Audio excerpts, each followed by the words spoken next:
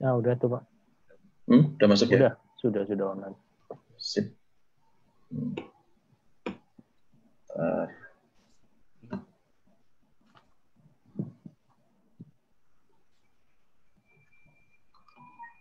Nah, udah tuh, Pak.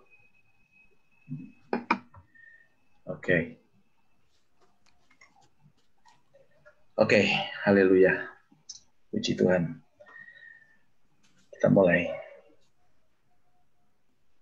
Saudara-saudara, shalom semuanya, jemaat yang dikasihi oleh Tuhan, dimanapun Anda berada, terutama jemaat dari Gereja IHK.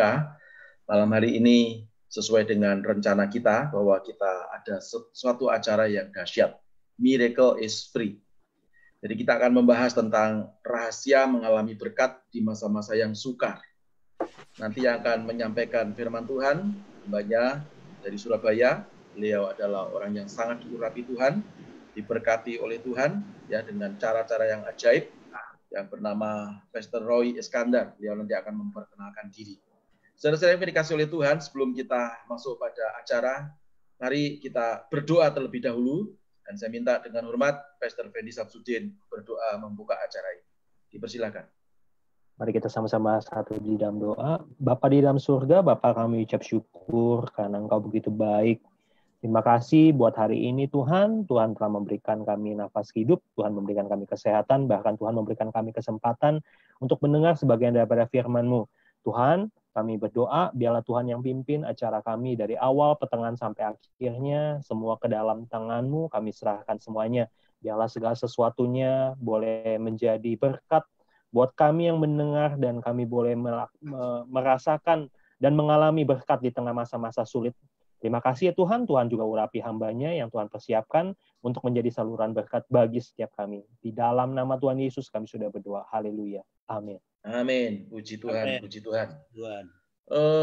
Sambil kita menunggu beberapa pengurus yang nanti akan bergabung di Zoom, ya saya juga menyampaikan luar biasa terima kasih kepada semua saudara yang sudah masuk juga di Facebook. Puji Tuhan, sudah 5, 6, 7, dan seterusnya. Dan saya percaya acara malam hari ini adalah acara yang sungguh luar biasa, diberkati Tuhan. Kita akan menimba satu pengetahuan, kita akan menimba satu ilmu yang datang dari Tuhan, supaya kita diberkati Tuhan, ya, mendapatkan anugerah Tuhan. Orang lain boleh berkata ini masa sukar, tetapi kita yang ada dalam anugerah Tuhan, seperti Alkitab berkata, 1.000 orang boleh rebah di sisi kiri, tapi 10.000 ya rebah di sisi kanan, dan kita tidak akan tertimpa, sebab kita adalah anak-anak Tuhan Yesus Kristus. Setuju, katakan amin. Amin. Nah, saya berikan langsung aja kepada hambanya, Pastor Roy Iskandar, dengan waktu 45 menit. Dipersilahkan, Tuhan Yesus memberkati. Haleluya. Shalom, saudaraku yang dikasihi Tuhan. Shalom, shalom. Senang sekali ketika Pak Paulus menghubungi saya untuk kemudian mengundang saya untuk sharing di acara Miracle Free ini, karena saya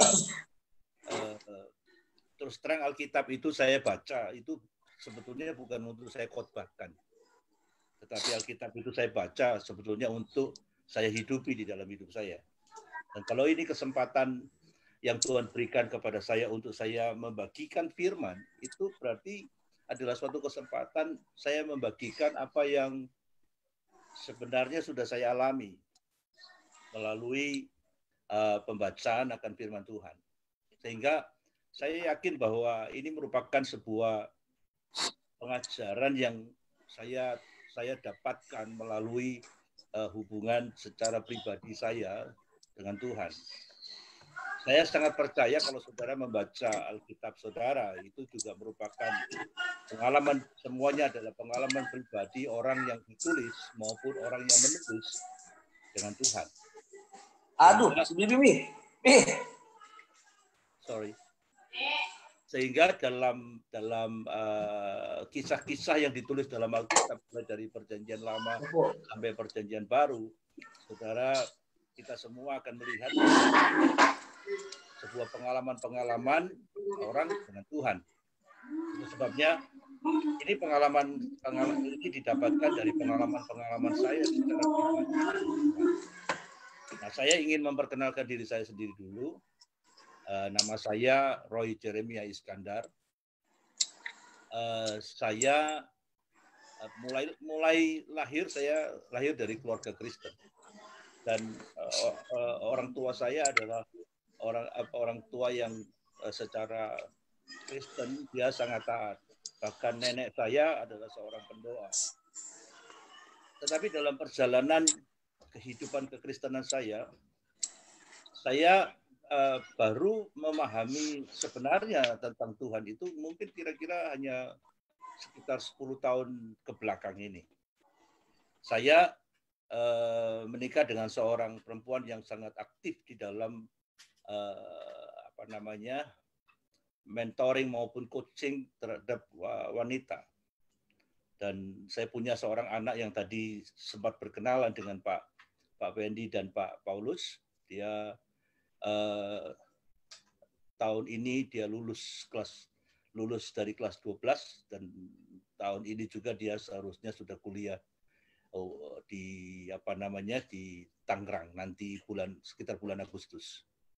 Nah, dalam perjalanan saya adalah seorang pengusaha sebetulnya. Tetapi tahun 2000 Tuhan memanggil saya dengan caranya yang ajaib, membawa saya masuk kepada pelayanan sepenuh waktu. Sehingga saya dipakai Tuhan untuk merintis sebuah pengembalaan di Kota Batu. Makanya tadi saya katakan kepada Pak Wendy, Pak Paulus tahunya yang di Sydney. Dia tidak tahu yang di Surabaya. Saya pendeta interlokal, Pak, bukan internasional. Jadi saya merintis sebuah pengembalaan di Kota Batu selama tahun 2000 sampai tahun 2004. Dan tahun 2004 saya juga merintis sebuah pengembalaan di Kota Sidoarjo, merangkap dengan di Kota Batu. Tetapi di Sidoarjo baru kira-kira berjalan sekitar 8 bulan, saya harus merintis pengembalaan, diminta untuk merintis pengembalaan di Kota Sydney di Australia. Di sana saya 2 tahun. Dan tahun 2006 saya pulang kembali ke Indonesia. Dan waktu saya sedang dalam keadaan pengembalaan tidak ada, karena pengembalaan sudah saya serahkan kepada adik-adik dan anak-anak rohani saya seperti orang nganggur.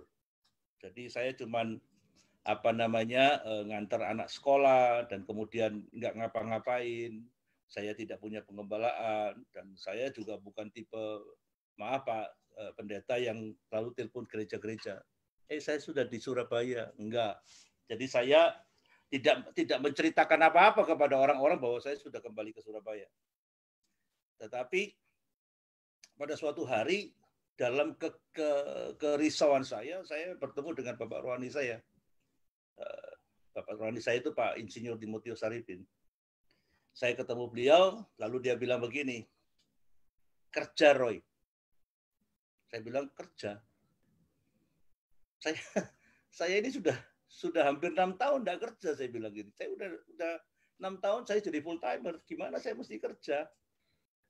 Link saya sudah tidak ada, teman-teman saya sudah tidak ada, tapi beliau katakan, Roy, working is not sin. Dan akhirnya saya tidak mencari pekerjaan, tetapi saya membantu adik-adik rohani saya yang dalam pekerjaan mungkin mengalami persoalan-persoalan di dalam bisnis mereka.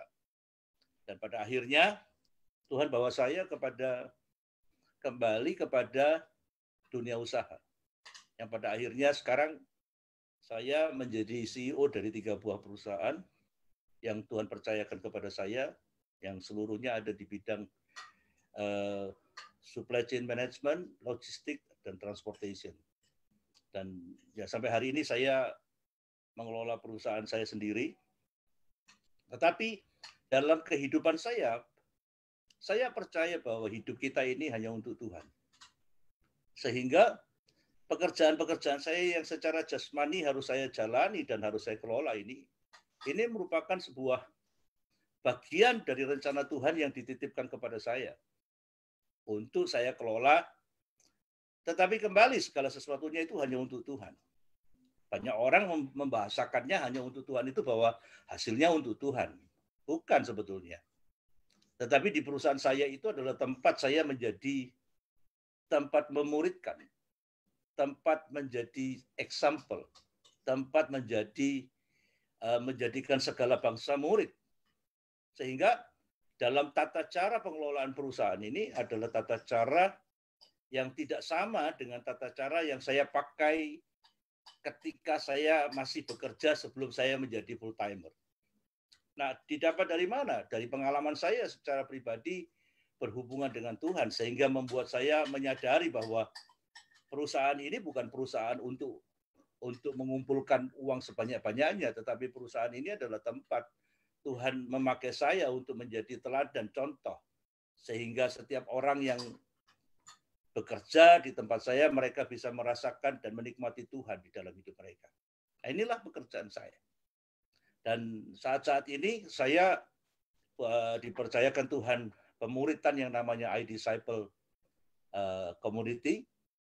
Jadi ada pemuritan umum dan kami punya modul pemuritan sebanyak 44 pelajaran dalam 4 sesi yang kemudian kami sudah memuridkan kurang lebih 120 orang. Dan saya percaya ini bukan karena saya, tetapi semuanya ini karena Tuhan. Oleh sebab itu, dalam perjalanan hidup saya, maka segala sesuatu yang saya kerjakan tidak terlepas daripada segala sesuatunya hanya untuk Tuhan. Saya hidup untuk Tuhan. Tidak melulu hanya uangnya untuk Tuhan, tetapi hidup saya ini untuk mempermuliakan Tuhan. Hidup saya ini menjadi sebuah keteladanan bahwa Tuhan itu ada di dalam hidup saya melalui apa? Melalui keputusan-keputusan saya. Nah, itu sebabnya saudaraku yang dikasihi Tuhan, saya membuat sebuah judul yang mungkin dianggap nyeleneh. Tetapi saya percaya ini judulnya orang Surabaya. Saya mau coba untuk Who's Disabled Participant Screen Saver? Kok bisa ya? Kok nggak bisa ya? Kok nggak bisa, Pak ya? PowerPoint saya ya.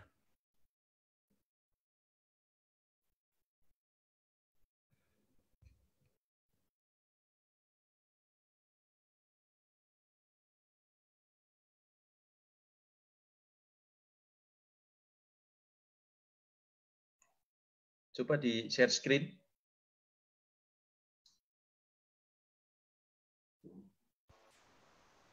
Ya, Pak Roy.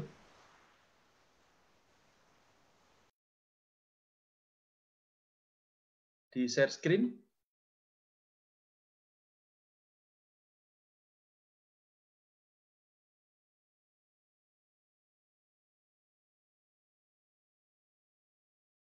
Ada sedikit gangguan, saudara Pak Roy. Hilang.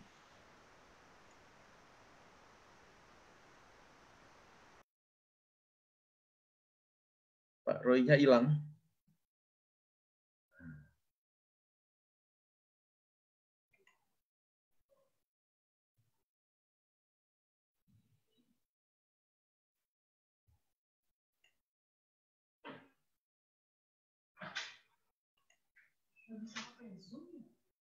Nggak bisa, beliau hilang. Hilang.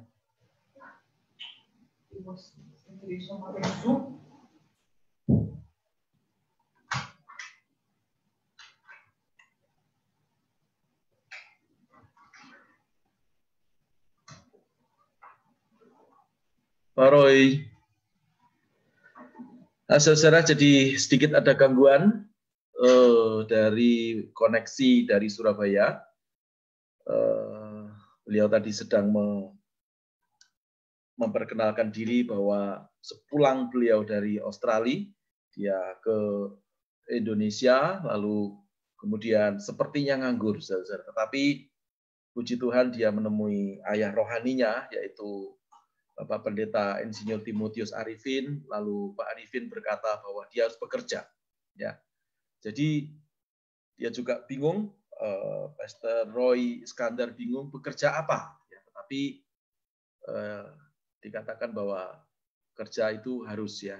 Dan puji Tuhan ada 3 perusahaan yang karena dia waktu itu sudah komitmen, lalu kemudian di masa-masa yang sukar, di masa-masa yang yang susah, tapi justru dia diberkati oleh Tuhan. Kita masih menunggu koneksi dari Surabaya. Kita masih menunggu koneksi dari Surabaya. Ya, ini nggak bisa punya mami mah.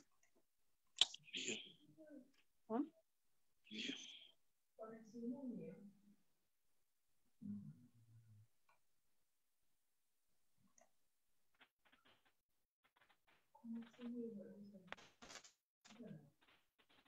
ini kalau masuk lagi.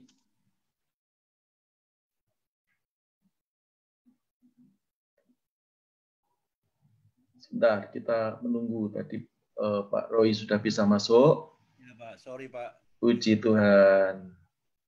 Bisa masuk lagi. Ya. Tuhan. Silakan dilanjut. Lanjutkan ya. Iya, silakan. Ya. PowerPoint-nya nggak bisa ya? Gimana? PowerPoint-nya di share screen, lalu kemudian baru diklik di PowerPoint-nya, Pak.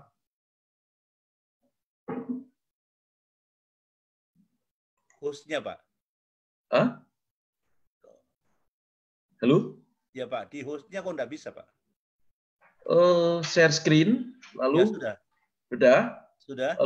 Kemudian masuk ke PowerPoint-nya, Bapak. Masuk ke Belum di-enable itu, Pak Paulus. Hah? Belum di-enable dari Bapak. Bukan, PowerPoint-nya ada di Pak Roy, bukan ada di saya. Iya, itu tapi mesti di-enable dulu screen sharing-nya itu dari host-nya. Iya, dari host-nya. Hmm. Yang host-nya belum enable betul. Di mana? Oke, kalau nggak usah pakai PowerPoint, Pak ya. Oke, yang mana enable share screen? Ini. Nggak bisa masuk.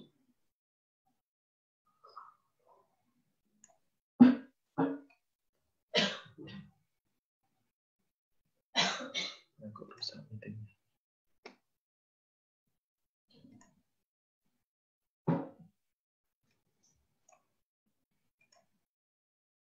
Bisa, Pak? Bisa nggak? Belum bisa, Pak. Belum ya? Belum. Lanjut aja, nanti sambil saya jalan. Ya. Baik. Jadi gini. Baik, Pak. Jadi di PowerPoint yang pertama itu saya menulisnya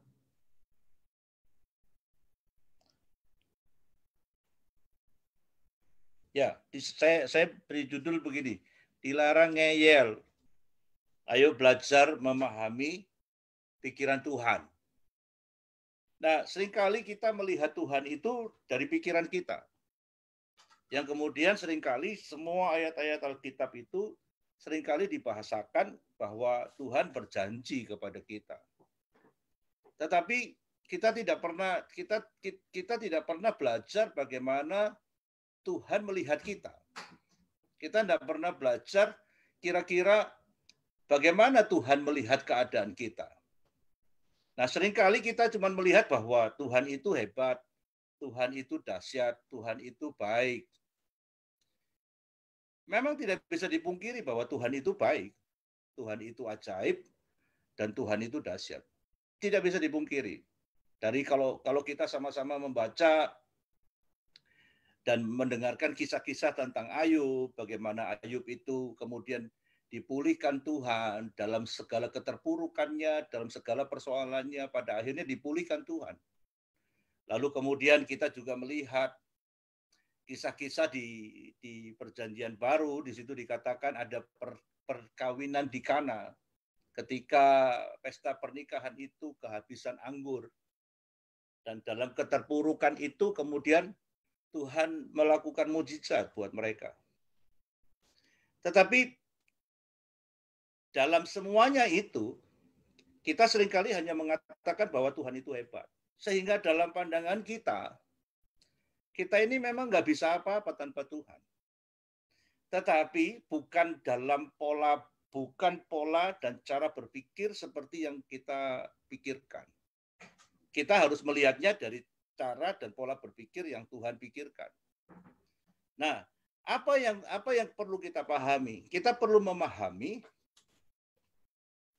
pikiran Tuhan dan hubungan Tuhan dengan kita.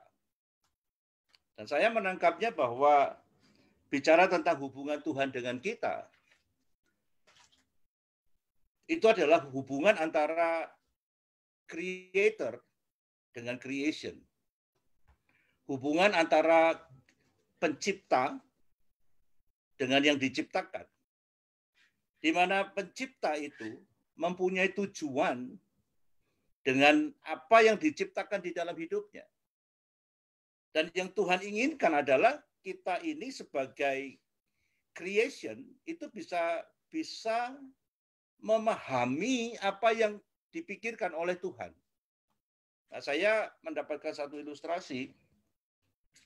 Bapak mungkin tahu sebuah handphone yang tagline-nya adalah The Selfie Expert.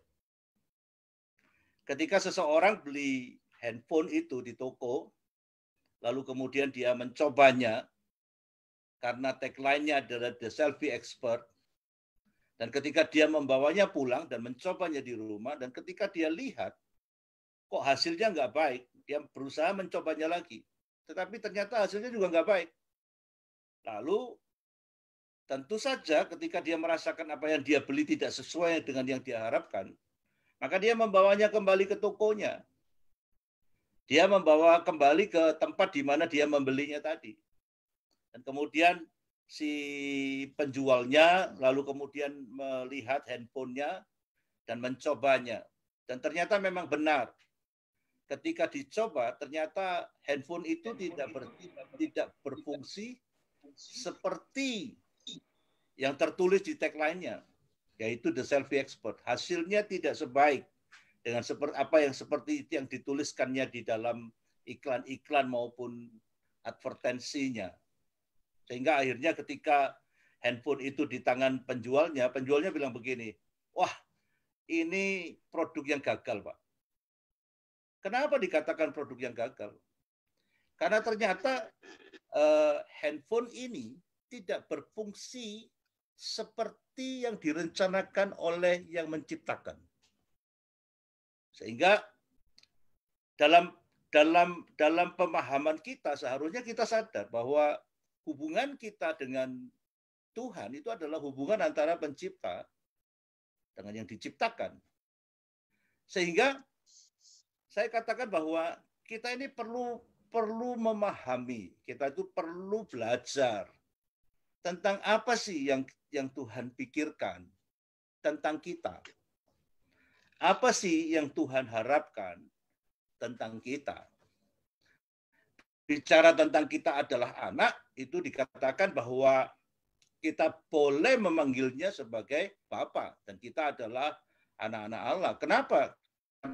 Karena yang diharapkan secara teknis pertumbuhan rohani kita itu berjalan sesuai dengan apa yang digariskan oleh Tuhan melalui Yesus Kristus. Bahwa Yesus itu datang sebagai guru dan kita jadi murid. Yesus itu datang sebagai Bapa untuk menyerupai kita seperti Bapa di surga, maka kita belajar untuk menjadi serupa dengan Bapanya. Sehingga kita dikatakan harus menjadi anak di dalam hidup kita. Tetapi di luar semua itu, skenario besar Tuhan dalam hubungan Tuhan dengan manusia adalah Dia kreator dan kita ciptaannya. Tidak ada hubungan yang lain yang dipikirkan dalam benak Tuhan. Tidak ada yang lain yang dipikirkan dalam pikiran Tuhan. Sehingga Rasul Paulus di dalam kitab Filipi pasal 2 ayat yang ke-58 dikatakan, Filipi pasal 2 ayat yang ke-58, dia berkata demikian. Hanya hendaklah hidupmu, dikatakan, hendaklah kamu dalam hidupmu bersama menaruh pikiran dan perasaan yang terdapat juga dalam Kristus Yesus. Kita untuk bisa mengalami apa yang Tuhan pikirkan, maka kita perlu belajar tentang pikiran Tuhan dan kemudian mengenakannya di dalam hidup kita. Sehingga dalam perjalanan kehidupan kita tidak berjalan dengan bayangan-bayangan pikiran kita sendiri. Saya ingin mengutip satu kisah yang sangat penting di dalam kitab Kejadian pasal 15 ayat yang pertama sampai ayat yang ke-6. Kejadian pasal 15 ayat yang pertama sampai ayat yang ke-6. Berbunyi demikian.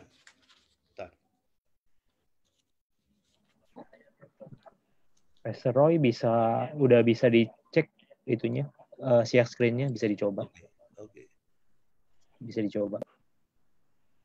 Alright. Sebentar Pak ya. Yang mana ini, Chris? Udah bisa, Chris. Mana?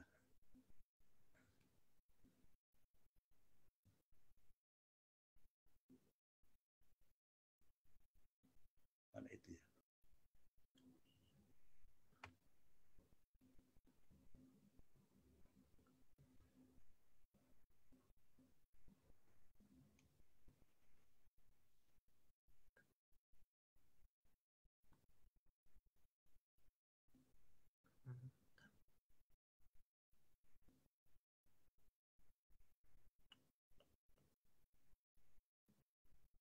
Ini bukan. Hah? Itu dulu. Ini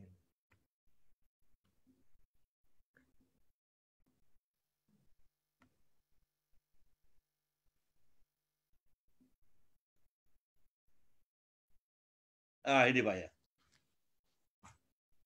Oke. Saya akan baca dulu Pak Kejadian 15 ayat 1 sampai yang ke-6. Berbunyi demikian. Kemudian datanglah firman Tuhan kepada Abram dalam suatu penglihatan. Janganlah takut Abram, akulah perisaimu, upahmu akan sangat besar. Abram menjawab, ya Tuhan Allah, apakah yang akan engkau berikan kepadaku? Karena aku akan meninggal dengan tidak mempunyai anak. Dan yang akan mewarisi rumahku ialah Eliezer orang Damsyik itu. Lagi kata Abram, engkau tidak memberikan kepadaku keturunan, sehingga seorang hambaku nanti menjadi ahli warisku. Tetapi datanglah firman Tuhan kepadanya, demikian orang ini tidak akan menjadi ahli warismu, melainkan anak kandungmu. Dialah yang akan menjadi ahli warismu. Lalu Tuhan membawa Abram keluar serta berfirman, coba lihat ke langit, hitunglah bintang-bintang. Jika engkau dapat menghitungnya, maka firman-Nya kepadanya, demikianlah banyaknya nanti keturunanmu. Lalu percayalah Abram kepada Tuhan, maka Tuhan memperhitungkan hal itu kepadanya sebagai kebenaran. Kalau kita membaca kisah ini dalam 6 ayat ini, sebetulnya yang sedang kita lihat itu apa? Tentang Tuhan membeberkan rencananya atau Tuhan sedang berjanji kepada Abraham. Nah, saya melihatnya mulai dari ayat yang pertama, saya melihatnya bahwa Tuhan tidak sedang berjanji kepada Abraham, tetapi Tuhan sedang membeberkan rencananya kepada Abraham. Sehingga perkataan Abram itu adalah begini, apakah, dikatakan begini, ya Tuhan Allah, apakah yang akan engkau berikan kepadaku? Nah, perkataan ini sebetulnya kalau saya mau terjemahkan dengan memahami pikiran Tuhan, maka perkataan ini akan berbunyi begini, Tuhan mau apa lagi dengan saya. Jadi bukan Tuhan mau ngasih saya apa lagi, enggak. Tetapi Tuhan mau apa lagi dengan saya. Kenapa saya katakan begitu?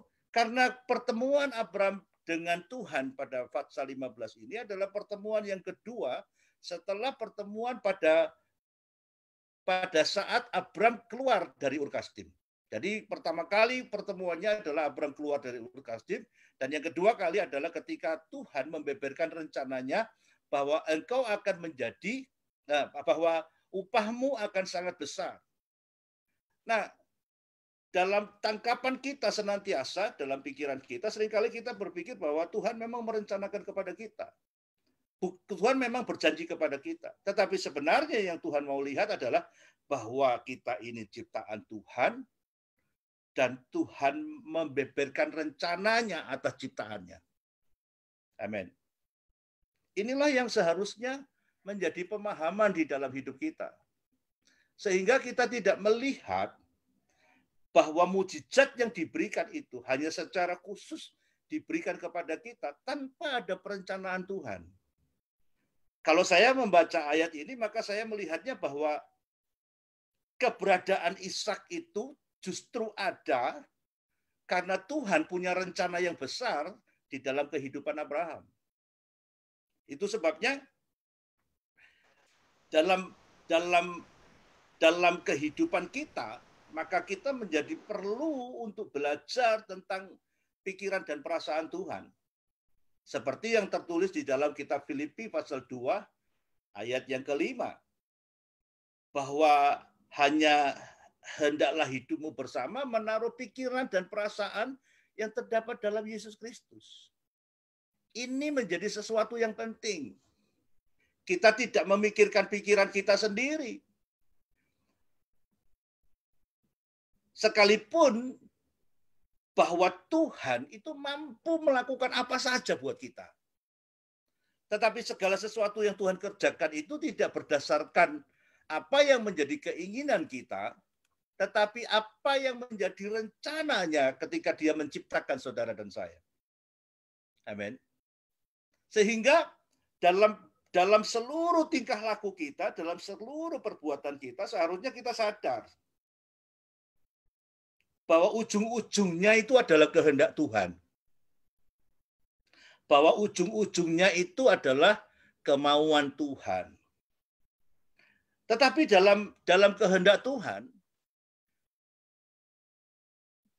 yang seharusnya dilakukan di dalam hidup kita, itu ternyata ada persoalan.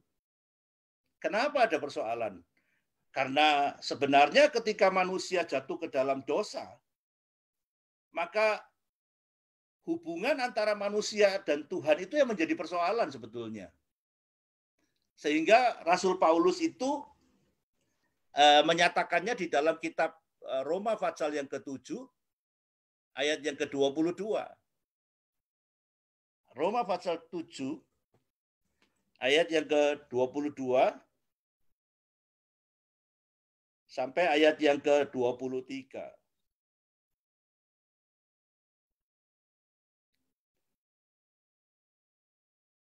Roma pasal 7 ayat 22 dan 23. Berbunyi demikian. Sebab di dalam batinku aku suka akan hukum Allah. Tetapi di dalam anggota-anggota tubuhku aku melihat hukum lain yang berjuang melawan hukum akal budiku dan membuat aku menjadi tawanan hukum dosa yang ada di dalam anggota tubuhku. Yang pada akhirnya seringkali kita berkata begini, tetapi untuk mengikuti kehendak Tuhan itu enggak gampang, Pak. Memang. Itu sebabnya saya katakan di dalam judulnya itu adalah ternyata ada persoalan.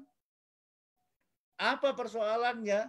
Dikatakan di dalam kitab Roma pasal 8 ayat yang ke-3a, dikatakan demikian, sebab apa yang tidak mungkin dilakukan hukum Taurat karena tak berdaya karena daging. Ada daging. Ada persoalan di dalam hidup kita. Dalam kitab Yeremia pasal 17 ayat yang ke-5 dikatakan terkutuklah orang yang mengandalkan manusia. Di situ saya melihat mencatatnya dari terjemahan bahasa Inggris New English Translation dikatakan bahwa bunyinya itu tidak ditulis terkutuklah orang yang mengandalkan orang. Tetapi bunyinya adalah I will put curse to the people who depends on mere human being.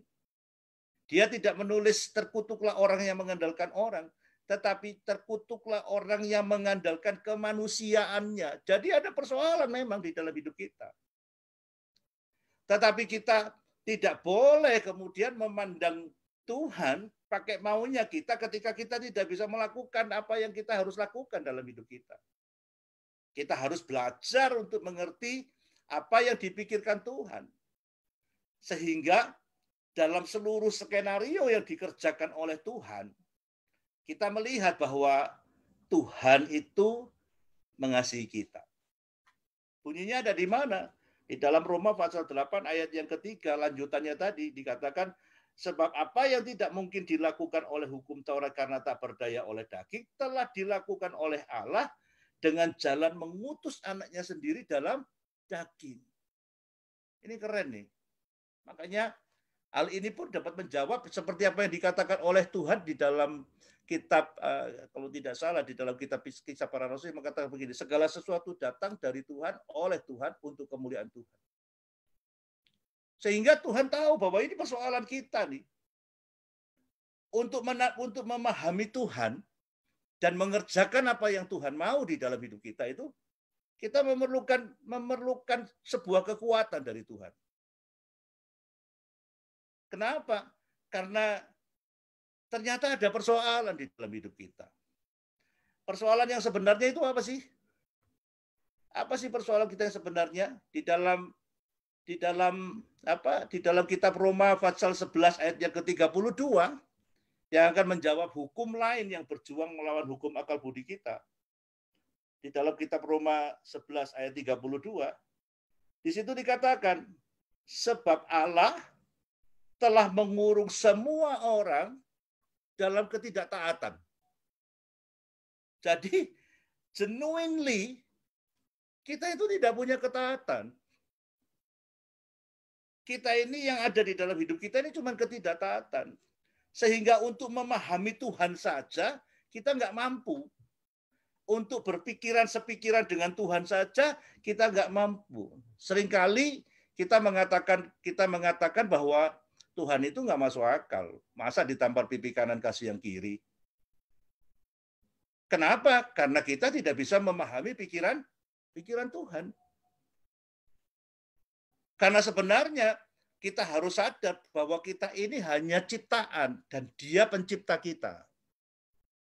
Kita ini harus comply to the God's need, to the God's requirement. Kita ini harus comply sama yang dikehendaki oleh Tuhan.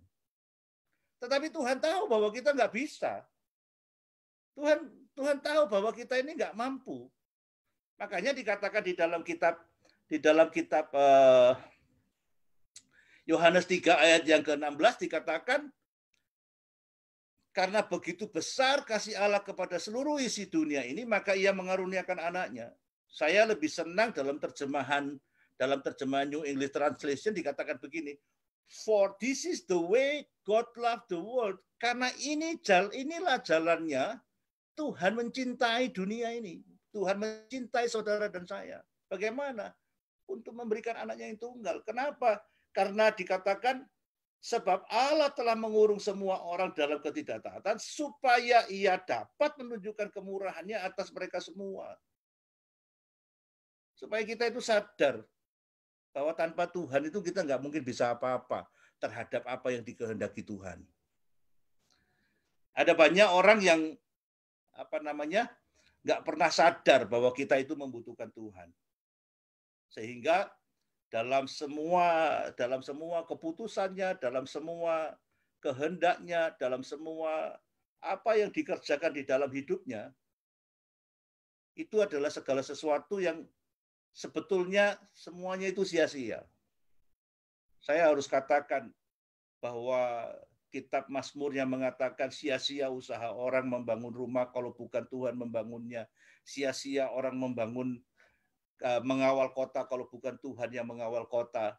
Sia-sia orang bangun pagi-pagi dan duduk dan sampai larut malam karena Tuhan memberkati yang dikasihinya dengan memberi apa? Tidur. Kata bunyinya begini, for he gave his beloved sleep. Bukan pada waktu tidur. For he gave his beloved sleep. Memberinya tidur. Tidur itu nggak gampang, Pak. Tidur itu Tuhan yang memberikan. Orang banyak yang bingung dengan kehidupannya, dengan pekerjaannya. Pada waktu saya pergi ke Bali beberapa bulan yang lalu, saya bertemu dengan seorang hamba Tuhan yang kemudian mulai, ya dia bukan seorang pendeta, tapi dia termasuk aktivis di sebuah gereja. Dan kemudian dia mengatakan kepada saya, ada banyak pengusaha-pengusaha yang omsetnya baru turun, itu sudah pergi ke psikiater. Stres dia. Omsetnya baru turun, dia stres. Kenapa? Karena dia tidak bisa memahami pikirannya Tuhan. Seharusnya kalau dia bisa memahami pikirannya Tuhan, maka yang menjadi perjuangan di dalam hidupnya itu, yang harus diperjuangkan itu apa? Yang harus diperjuangkan itu adalah yang dikatakan oleh Rasul Paulus dalam Filipi 1 ayat yang ke-27. Ini yang diperjuangkan, yang seharusnya kita perjuangkan, Filipi 1 ayat 27. Dikatakan demikian. Hanya hendaklah hidupmu berpadanan dengan Injil Kristus, supaya apabila aku tidak datang, aku mendengar, dan apabila aku datang, aku melihat bahwa kamu teguh berdiri dalam satu roh dan sehati sejiwa berjuang untuk iman yang timbul dari berita Injil. Jadi apa sih yang harusnya diperjuangkan di dalam hidup kita? Ya berjuang untuk Injil di dalam hidup kita. Kenapa? Karena Roma 1 ayat 16-17 mengatakan bahwa Injil itu adalah kekuatan Allah di dalam hidup kita.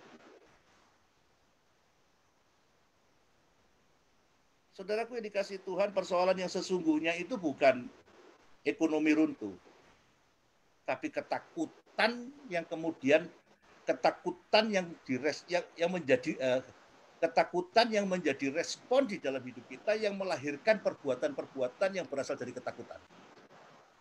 Itu yang menjadi persoalan dalam hidup kita. Kalau ada orang bilang, Bapak kan pendeta, Bapak kan tidak ngalami yang saya alami. Saya mengalami. Dan saya harus katakan bahwa pekerjaan saya ini hampir 90% itu adalah bekerja dengan perusahaan-perusahaan BUMN plat merah yang saya kerjakan, dan dalam situasi pandemi seperti ini itu secara organisasi kantor mereka banyak yang tutup, terutama bagian keuangannya. Jadi kalau ditelepon nggak dijawab, dikirim email nggak dijawab, dikasih WA nggak dijawab, sehingga artinya bahwa invoice kita itu nggak sulit untuk kita mengupdate mereka kapan mereka bayar. Padahal kalau saya ke bank untuk meminta tambahan plafon di bank, itu bank pun sekarang sangat selektif dalam menambah plafon dari sejumlah kredit yang sudah ditentukan. Sehingga pada akhirnya saya pun mengalami persoalan yang seharusnya bahwa saya mengalami kerusakan cash flow di dalam perusahaan saya. Tetapi selama saya bekerja, Tuhan memberikan hikmat kepada saya. Sebagai creation, saya itu harus mengerjakan apa yang dipikirkan oleh creator saya. Yang artinya bahwa kalau Roh Kudus itu Roh Kudus itu adalah roh penolong, maka maka sesuatu yang harus muncul di dalam hidup saya sebagai seorang pengusaha pun harus berfungsi sebagai seorang penolong di dalam relasi saya dengan siapapun, termasuk kepada relasi saya. Salah satunya adalah di perusahaan-perusahaan yang berplat merah. Jadi saya kalau datang ke sana, saya melakukan edukasi, saya melakukan sharing-sharing dengan mereka, dan mereka pun sangat mereka pun mengetahui bahwa saya adalah seorang pendeta. Dan pada akhirnya dari hubungan-hubungan saya yang membantu mereka, memberi keterangan kepada mereka, dan ketika masa-masa pandemi ini, saya tidak secara frontal nagih itu enggak. Saya cuma WA karena saya tidak bisa karena kantor staf saya mengalami kesulitan untuk berhubungan dengan subordinate mereka. Saya kemudian menulis WA kepada mereka, Bapak, apakah ada tagihan invoice kami yang mungkin sudah kami tagihkan dan seharusnya sudah jatuh tempo, mungkin bisa membantu saya supaya saya bisa memperbaiki cash flow saya. Dan puji nama Tuhan, di tengah-tengah pandemi, saya nggak bisa menghubungi, saya nggak bisa, staf saya nggak bisa melakukan komunikasi dengan staf keuangan mereka. Tiba-tiba satu demi satu tagihan saya cair. Dan hari ini, akhir bulan ini saya sudah harus bayar gaji karyawan dan seluruh kegiatan. Hari ini pun saya diberitahu dan saya diberikan notifikasi bahwa sudah ada akseptasi yang sudah ditandatangani untuk dilakukan pembayaran kepada seluruh invoice saya. Kalau melihat sebuah keadaan, ini akan membuat saya stres. Dan jangan lupa, stres itu tidak cuma membuat kita tertekan, tetapi membuat keputusan-keputusan kita dan respon-respon kita itu menjadi keliru di dalam hidup kita. Seringkali orang nagih itu marah, seringkali orang nagih itu mengatakan perkataan-perkataan yang tidak layak dikatakan, yang akhirnya membuat hubungannya terputus, pekerjaan selesai. Nah, hal inilah yang kemudian harus kita pertimbangkan baik-baik. Di dalam mengelola perusahaan pun, saya ketika pandemi ini dimulai, banyak orang yang kemudian mulai melakukan rasionalisasi. Karyawan diberhentikan, dirumahkan, dibayar gajinya separuh. Tetapi di dalam pengelolaan perusahaan yang saya kelola, saya kumpulkan manajemen, saya katakan bahwa di perusahaan kita tidak boleh ada pemberhentian karyawan. Tidak boleh ada merumahkan karyawan dengan gaji separuh. Tidak ada. Dan tidak terlintas sedikit pun di dalam benak saya untuk memberhentikan mereka. Dan puji nama Tuhan, staf yang ada di dalam perusahaan itu pun mereka mengerjakan bagian mereka termasuk untuk nagih itu dengan serius dan sungguh-sungguh. Sehingga tadi pagi-pagi sekitar jam 7:30 pagi, staf saya sudah mulai WA sama saya, Bapak, ini ada keajaiban. Saya langsung bilang puji Tuhan. Lalu apa keajaibannya? Lalu dia memberikan seperti form yang sudah ada tanda tangannya semua bahwa akseptasinya sudah dibuat. Mudah-mudahan 1-2 hari ini cair, Pak. Saya melihat bahwa banyak orang yang sedang kepikiran uang, sedang kepikiran cash flow, dan lain-lain. Tetapi saya percaya kemampuan kita untuk mengelola hati dan pikiran kita, yang kemudian membuahkan kehidupan yang baik, itulah yang saya percaya datangnya dari Tuhan. Lewat apa? Kehidupan kita ini adalah kehidupan yang memperjuangkan apa yang dipikirkan Tuhan. Sehingga meresponi Injil, kita tidak meresponinya dengan masuk kanan keluar kiri atau bahkan masuk kanan keluar kanan. Tetapi meresponi Injil itu adalah sebuah anugerah yang besar yang bisa dipakai untuk apa? Untuk memahami Tuhan di dalam hidup kita. Sehingga dalam bukan hanya dalam pekerjaan, saya mengelola keluarga saya, anak saya mengucap syukur anak saya ini mulai dari kelas 1 sampai kelas 12 kemarin dia lulus, dia menjadi the most outstanding student. Dia jadi juara kelas. Saya sejak dari dia kecil saya selalu katakan kepada dia, Daddy tidak cari skor. Karena skor tanpa tanggung jawab tidak ada gunanya. Jadi cuma kepingin ngajarin kamu menjadi anak yang bertanggung jawab. Bagaimana caranya bertanggung jawab? Sejak dari saya full time, saya sudah bercita-cita bahwa kalau saya menjadi seorang gembala sidang, saya harus ngantor. Saya nggak mau anak saya lihat saya dapat uang jatuh dari langit. Tapi saya melakukan aktivitas saya sebagai seorang hamba Tuhan yang mengerjakan pekerjaan-pekerjaan seorang hamba Tuhan. Jadi kalau toh saya jadi pendeta ya mestinya saya ke kantor di gereja untuk saya bisa memberikan keteladanan kepada anak saya bahwa hidup itu perlu membangun tanggung jawab. Dan tanggung jawab itu hanya bisa didapat melalui kebenaran firman Tuhan yang ditanam di dalam hidup kita. Yes. Kitab Efesus pasal 4 ayat yang ke-20 sampai ayat ke-24. Efesus pasal 4 ayat 20 sampai ayat 24. Saya mau ajak saudaraku sekalian yang mengikuti melalui streaming ataupun melalui Zoom, saya mau diajak saudara semua untuk membacanya dengan mengganti kata kamu diganti dengan kata saya. Kata kamu diganti dengan kata saya. Mari kita sama-sama membacanya. 1, 2, 3. Tetapi saya bukan demikian. Saya telah belajar mengenal Kristus karena saya telah mendengar tentang Dia dan menerima pengajaran di dalam Dia menurut kebenaran yang nyata dalam Yesus, yaitu bahwa saya berhubung dengan kehidupan saya yang dahulu harus menanggalkan manusia lama yang menemui kebinasaannya oleh nafsunya yang menyesatkan, supaya saya dibaharui di dalam roh dan pikiran saya dan mengenakan manusia baru yang telah diciptakan menurut kehendak Allah di dalam kebenaran dan kekudusan yang sesungguhnya. Jadi perjuangan kita adalah memperjuangkan iman yang timbul dari berita Injil.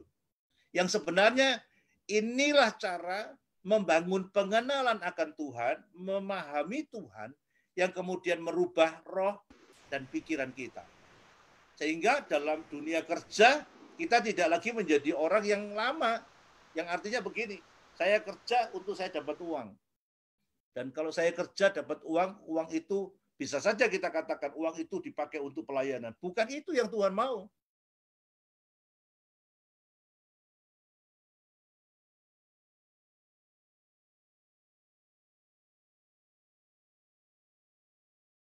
Inilah yang dikehendaki Tuhan menjadi sebuah kehidupan yang diteladankan oleh kepada semua orang yang ada di sekeliling kita.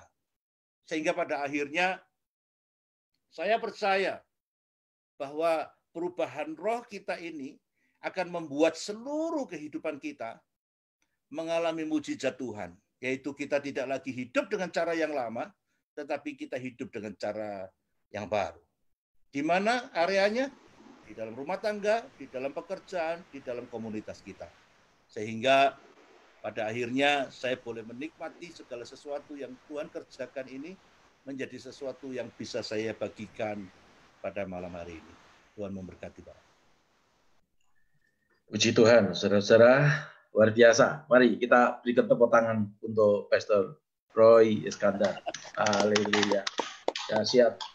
Miracle is free. Memang, saudara-saudara, kalau kita mengandalkan Tuhan, ya, kita konsentrasi kita bukan hanya kepada materi belaka, tetapi kepada Tuhan, maka yang tidak kelihatan itu, yaitu Tuhan itu akan memberikan sesuatu kepada kita, ya, yang tidak kelihatan menjadi kelihatan, lalu bisa kita nikmati, ya, apalagi kita menghadapi masa-masa sukar seperti ini. Masih ada beberapa waktu. Saya boleh menambahkan sedikit, Pak. Oh, ya.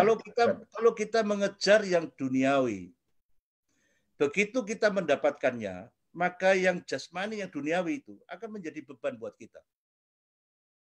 Kita kepingin mobil. Begitu kita punya mobil, mobil itu menjadi beban buat kita pada akhirnya. Takut rusak, takut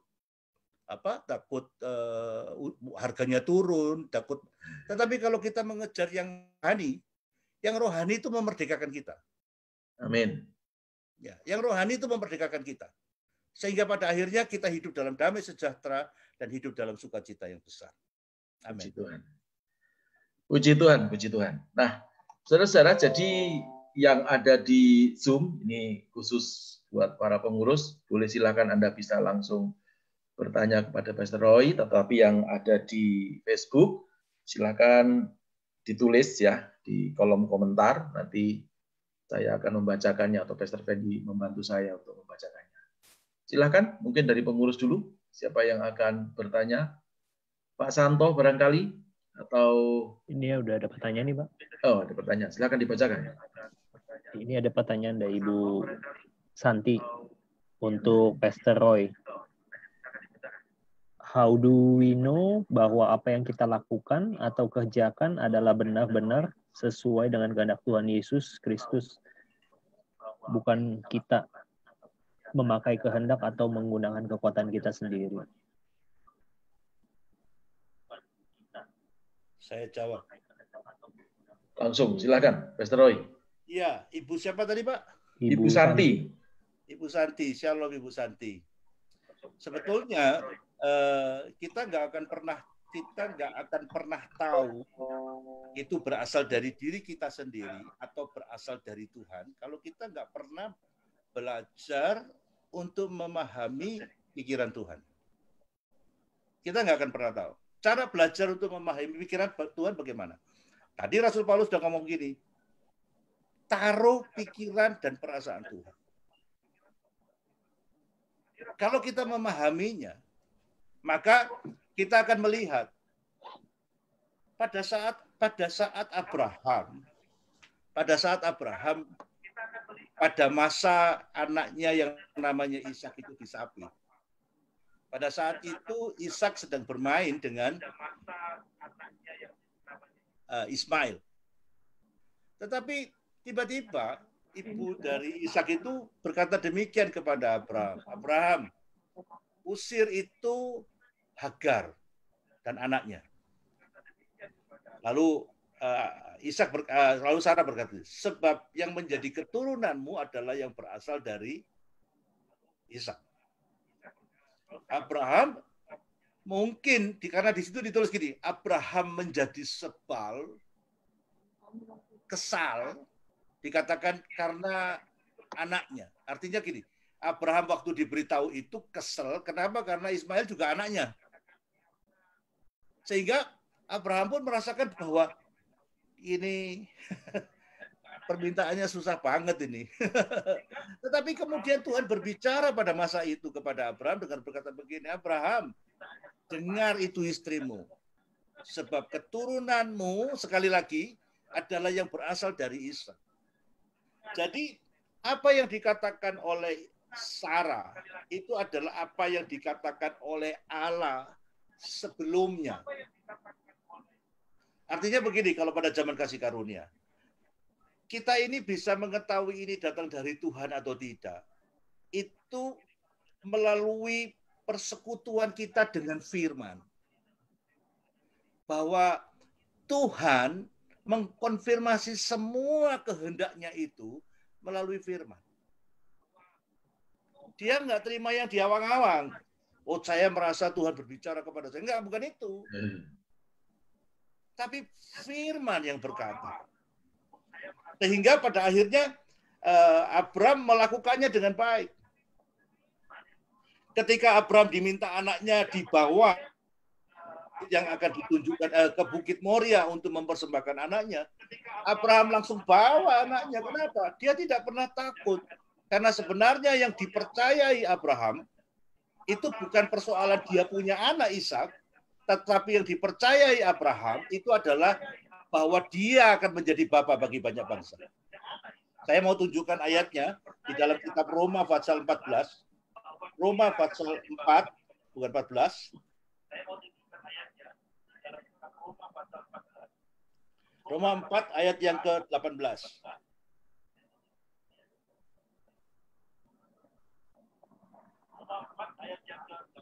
Ya. Ayo kita baca sama-sama. Roma pasal 4 ayat yang ke-18.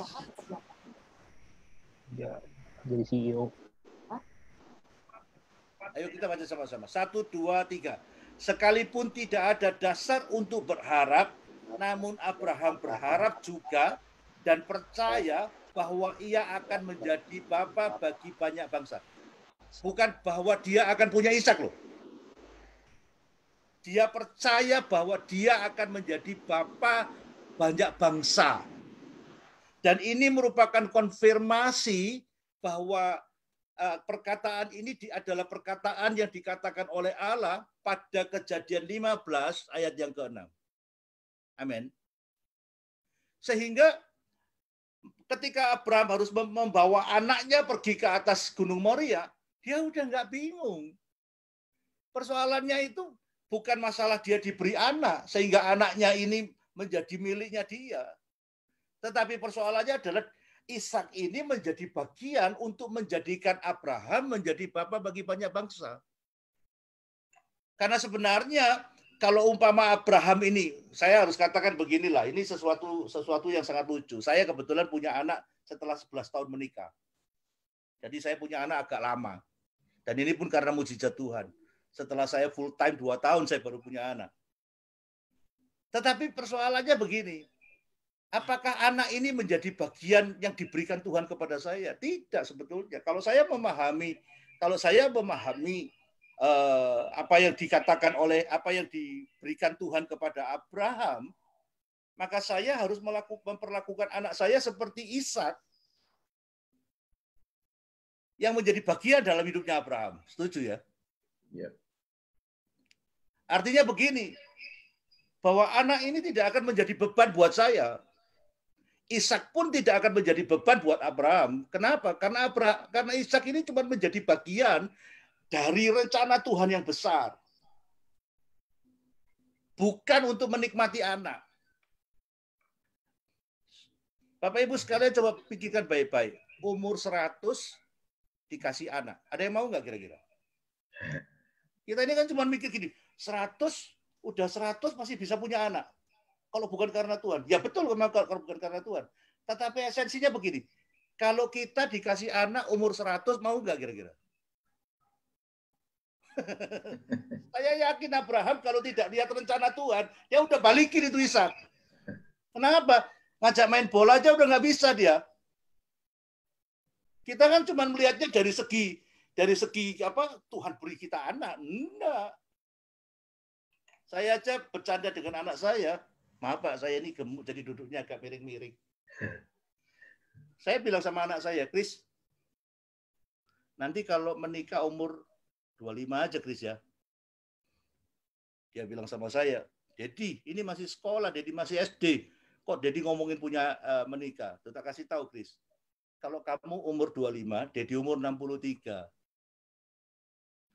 Kalau Dedi punya cucu umur 70, Dedi nggak bisa ngomong cucu. Setuju enggak, Bapak Ibu sekalian?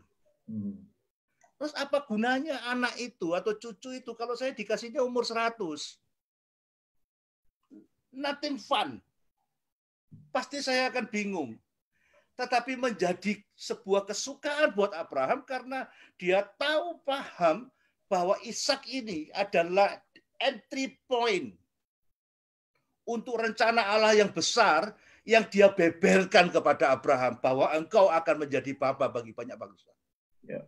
Ini pemahamannya. Sehingga ketika saya diberi anak setelah tahun ke-11 saya menikah dengan istri saya pun melihatnya anak ini tidak menjadi burden buat saya. Tapi justru saya ini support anak saya ini supaya apa? Supaya rancangan Allah yang besar dalam kehidupan keluarga kami ini melalui anak saya menjadi entry point itu harus terjadi di dalam hidupnya. Amin. Saya tidak memanjakan dia, saya justru harus mendidik dia, harus membuat dia mandiri. Supaya apa? Supaya rancangan Tuhan atas hidupnya ini terjadi. Sehingga hubungan antara kreator dan creation ini benar-benar terjadi. Saya ingin bertanya kepada kita semua. Bukankah kita ini diadakan bukan karena Tuhan senang-senang aja ngadainnya. Tetapi kita ini diadakan bahwa kita ini menjadi alat kemuliaan bagi nama Tuhan. Amin. Amin. Amin. Amin. Ada yang lain. Sehingga dalam proses-proses kehidupan kita, seperti pekerjaan saya pun bukan untuk saya miliki. Tetapi kembali menjadi bagian dalam rencana besar Allah atas kehendak Allah yang Tuhan mau bahwa kita ini menjadi saksi bagi segala bangsa. Ya. Itu sebabnya Ibu Sinta, Santi.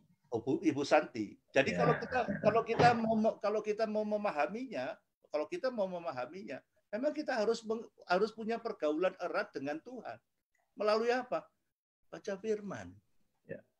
Jangan cuman tadi malam Roh Kudus kayaknya ngomong sama saya. Kagak. Bisa nyasar kita.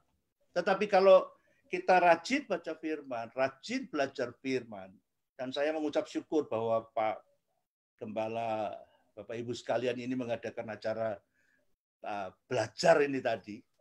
Saya mengucap syukur karena dari sinilah Bapak Ibu sekalian akan memahami Tuhan, mengerti Tuhan, bahwa segala sesuatu yang ada di dalam hidup kita itu tidak ada satupun yang tanpa rencananya.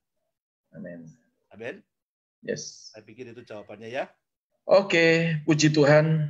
Jawaban yang cukup amat sangat jelas, dalam, panjang, lebar, tetapi intinya adalah ketika kita bergaul dengan Tuhan, maka kita akan mendapatkan sesuatu yang dari Tuhan. Ya, jadi bukan sesuatu yang di luar Tuhan, tetapi sesuatu yang di dalam Tuhan. Puji Tuhan. Kita punya waktu sudah over 7 menit, tapi karena tadi ada sedikit gangguan, jadi saya kira saya masih tambahin waktu kira-kira 5 menit lagi.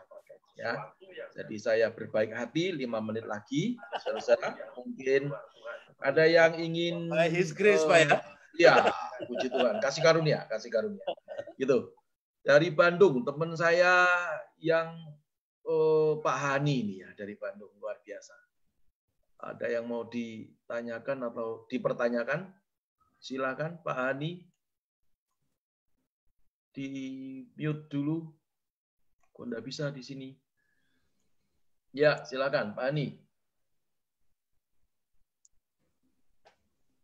Yang memahami kehendak Tuhan secara manusia, secara keseharian kita itu kita lakukannya seperti apa. Jadi memahami kehendak Tuhan di dalam segala aktivitas kita itu kita lakukannya seperti apa. Kalau menurut saya, ini langsung saya jawab. Tidak apa-apa. Ini tanya dijawab sendiri. Ya. Tanya dijawab sendiri. Enggak, bukan. Maksudnya menurut saya, apakah ini benar atau salah? Kan memahami kehendak Tuhan itu, yaitu merenungkan firman Tuhan setiap hari, setiap saat. Ya. Apa begitu betul itu atau bagaimana? Silakan tolong dijawab dulu, Pak. Ya. Langsung pada narasumber. Langsung Pak Roy. Monggo, silakan. Ya memang betul. Betul, tetapi ada satu perkara yang kita, kalau kita mau mengutip dalam kisahnya orang muda yang kaya, ketika dia menanyakan kepada Yesus apa yang harus aku lakukan, dan kemudian Yesus berkata, ada satu kekuranganmu. Yang pertama adalah jualah hartamu. Terus yang kedua adalah dia kemudian berkata begini, jualah hartamu, berikan kepada orang miskin, maka engkau akan mendapatkan harta di surga. Lalu datanglah kemari dan ikutlah aku. Yang menjadi persoalan yang tadi saya sampaikan adalah kita ini punya kehendak kita yang membuat kita akan mengalami kesulitan untuk mengerti kehendak Tuhan. Sehingga dalam ayat tentang orang muda yang kaya itu begini, jualah hartamu, artinya gini, sangkal dirimu, salibkan dagingmu, maka engkau baru bisa menerima itu pewahyuan. Lalu datanglah kemari, ikutlah Yesus. Ikutlah Yesus itu bukan diajak jalan-jalan, tapi hiduplah yang seperti Dia. Nah, inilah kehendak Tuhan. Yang ujung-ujungnya adalah menjadi seperti yang Tuhan mau di dalam hidup kita. Amin. Amin. Nah, satu hal itu tadi adalah apa? Menyalibkan daging memang. Kita nggak bisa. Kata kuncinya menyalibkan kedagingan. Iya, kita nggak bisa cuman nggak pernah baca Alkitab. Lalu gini, mohon maaf saya potong. Jadi kalau misalnya suatu hari saya sering sekali ketemu dengan ya jemaat, ya kadang juga hamba Tuhan, dia berkata, tadi waktu saya pergi ke kamar mandi, lalu Tuhan berbicara kepada saya. Dan itu sangat sering sekali Tuhan berbicara di kamar mandi. Begitu. Nah, itu ya saya juga ketawa sih. Tapi lama-lama saya jadi agak bagaimana, ya karena tadi Pastor Roy berkata bahwa firman. Jadi firman itu adalah dasar. Jadi kalau kita mau mengenal Tuhan, berarti kita juga harus mengenal firman. Jadi kalau ada yang ngomong Tuhan bicara di kamar mandi, pada waktu saya mau tidur, saya sedang duduk Tuhan ngomong. Itu kira-kira bagaimana, Pastor Roy? Bisa saja. Karena Tuhan bisa bicara dengan cara apa saja. Karena Dia Maha Kuasa. Tetapi kalau kehidupan pribadinya bergaul dengan firman itu tidak dikerjakan di dalam hidupnya, maka suara itu dari mana saya nggak tahu. Saya nggak bisa mengerti suara itu datang dari mana.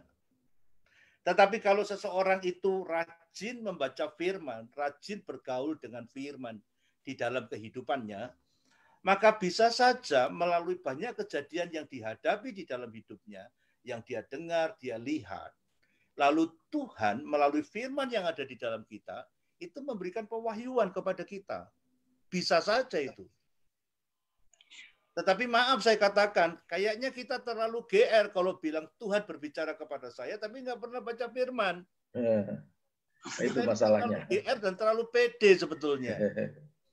Ya kan? Dan untuk orang-orang yang seperti ini, kayaknya saya nggak perlu dengerin yang dia katakan Tuhan berbicara. Nanti nyasar saya. Oke, puji Tuhan. Jadi penjelasan yang cukup jelas sekali. Jadi kawan-kawan, waktu kita tinggal 2 menit ya, puji Tuhan. Saya kira tanya jawab atau Pastor Fendi ada yang mau ditanyakan? Cukup, Pak. Cukup. Kalau Pastor Fendi ini saya yang minder, Pak. Oh gitu. Mindernya kalau diajak ke Australia dan ke New Zealand ya.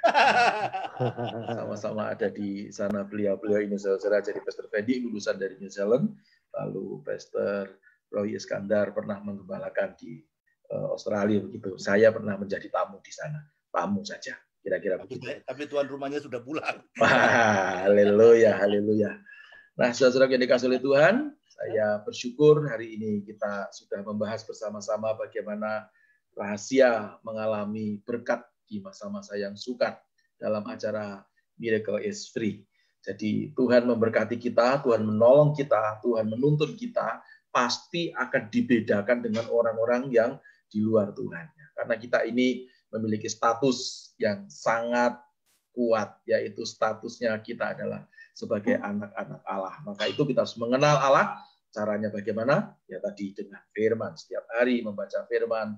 Ya seperti lagu berkata, ku renungkan firman-Mu siang dan malam. Pak Hani, ya. Jadi merenungkan firman. Pak, kalau saya mau tambahkan, bukan cuma membaca firman, berjuang, Pak. Berjuang. Ya. Karena untuk membaca firman pun butuh berjuang, Pak. Oh gitu ya. Ya. Jadi bukan hanya dibaca, tetapi berjuang untuk membaca. Dikerjakan. Berjuang dan dikerjakan. Puji nama Tuhan, saudara-saudara, dan saya bersyukur, walaupun tadi ada gangguan, tetapi tetap jalan terus. Tidak apa-apa, karena dunia memang penuh dengan gangguan, ya. Tapi kita bisa mengatasinya dengan baik. Puji nama Tuhan, saya berdoa supaya setiap kita yang mengikuti acara ini semua diberkati oleh Tuhan. Dan saya juga berterima kasih kepada Pastor Roy dan juga kepada keluarga yang sudah menjadi narasumber bagi kita semuanya. Tuhan Yesus memberkati, dan orang Malaysia berkata, bila-bila masa kita akan bersua. Nah, jadi kapan-kapan kita akan berjumpa. Ya, bukan hanya pada virtual seperti ini, tetapi perjumpaan nanti kan anaknya ada di Jakarta, jadi kita bisa undang untuk beliau memberkati kita pada waktunya nanti, ya. Kalau sekarang belum waktunya. Kira-kira begitu? Baik. Saya tadi melihat Pastor Rudi Wawa, mana? Pastor Rudi Wawa. Oh, beliau sudah off rupanya. Oh, haleluya, karena beliau sudah off. Ya, saya minta Pak Hani untuk berdoa buat kita semuanya. Kita tutup acara ini. Sekali lagi, terima kasih banyak, Pastor Roy. Terima kasih. Memberkati kita semuanya. Mari, Pak Hani tutup dalam doa. Haleluya. Haleluya, haleluya, haleluya. Bapa, di dalam nama Yesus kami bersyukur, kami berterima kasih Tuhan karena kehadiran-Mu di dalam live streaming ini Tuhan boleh menjadi sesuatu yang bermanfaat dalam kehidupan kami masing-masing ya Bapa melalui hamba-Mu, Pastor Roy ya Bapa. Tuhan pakai hamba-Mu ini Tuhan dengan kuat kuasa Roh Kudus-Mu Tuhan.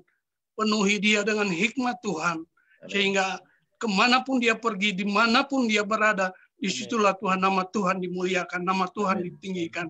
Terima kasih Bapak, berkati kami semua Tuhan yang ikut di dalam live streaming ini ya Bapak. Tuhan berkati, Tuhan sertai, menjaga kesehatan masing-masing kami ya Bapak. Kami percaya Tuhan, tangan-Mu Tuhan tidak kurang panjang untuk selalu menolong, menyertai akan seluruh kehidupan kami ya Bapak.